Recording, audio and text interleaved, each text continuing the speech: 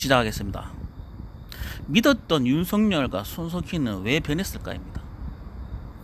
아까 전에 지금 기득권들의 반란이라고 했죠. 기득권과 여론, 언론의 반란이랬죠.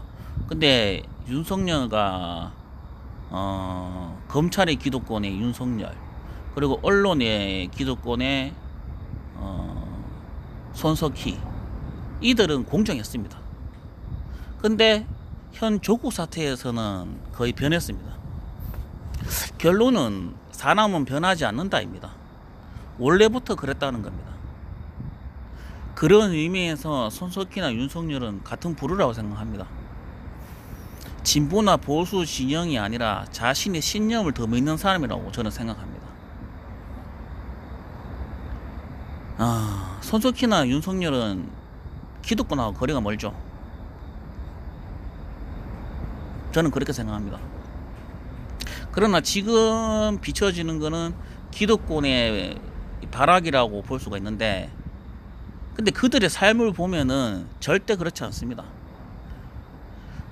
그러면 그들의 신념이, 자기 신념을 더 믿는 사람인데, 그러니까 뭐 진보나 보수 이런 게 아니고 신념을 더 믿는 사람인데, 그들의 신념이 뭐냐면은 저는 그렇게 생각합니다. 반골 기질이라고 생각합니다. 천성적으로 권력자를 싫어하는 것입니다. 손석희는 참언론인으로서 구속을 당하고 시련을 많이 겪었습니다. 70년 대한민국 역사에 토착 왜구들이 권력을 60년간 잡는 동안 김대중은 반조짜리 연합정부였고 노무현은 국민의 신뢰를 잃은 힘없는 대통령이었습니다. 그러나 손석희나 윤석열이 보기에는 박정희와 전두환 같은 권력자인 것입니다. 실제로 노무현과 손석희의 백분 토론을 보면 손석희의 논리나 보면은 진보 진영과는 거리가 있었습니다. 그리고 윤석열을 말하자면 대학교 때 모의 재판에서 전두환에게 사형 구형했던 인물입니다. 그렇다고 노무현 때 진보 진영의 편에서 검사질을 했던 것이 아닙니다. 노무현 대선 장악 때 안희정을 구속시킨 인물이 바로 윤석열입니다. 대선 자금을 윤석열이 했었죠. 그리고 이명박 때 반기를 들어 자천된 인물이 바로 윤석열이었습니다. BBK나 박근혜 그 선거 개입, 그 여론 조작을 국정원 여론 조작이죠. 국정원 여론 조작을 윤석열에게 했었죠. 그러니까 윤석열이나 손석희는 박근혜의 탄핵의 주역으로 떠올랐습니다. 그 당시 박근혜는 권력자였기 때문입니다. 어쨌든 이때부터 윤석열과 손석희는 국민의 지지를 한모여 받는 습니다. 이때부터이죠. 근데 반골 기질을 가진 이 둘은 진보 진영과 문재인 측근 등 여론 인사로 분류되는 게 무척 싫었다고 생각합니다. 그래서 더더욱 더 지금의 권력자를 문재인을 싫어할 수밖에 없다고 생각합니다. 저도 처음에는 윤석열의 검찰 기득권의 문제라고 생각했습니다.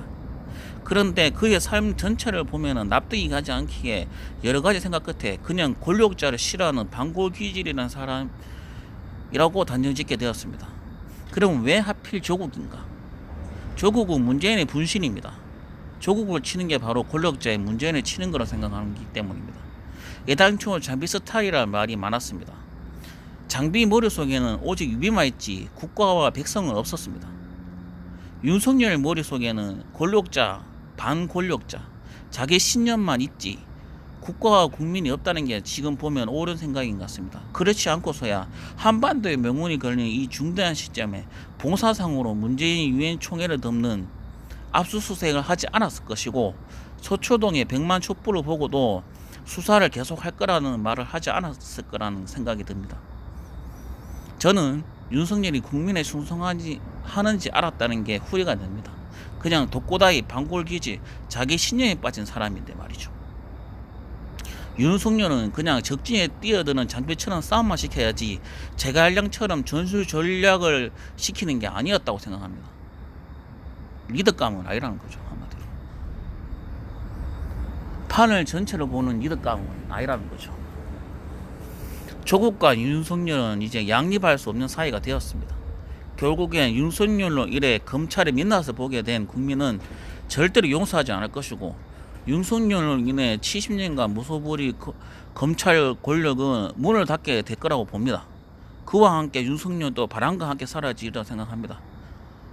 짧으면은 조국 사건을 끝나는 시점이, 늦으면은 내년 총선 자유당과 함께 사표를 내지 않을까 생각합니다.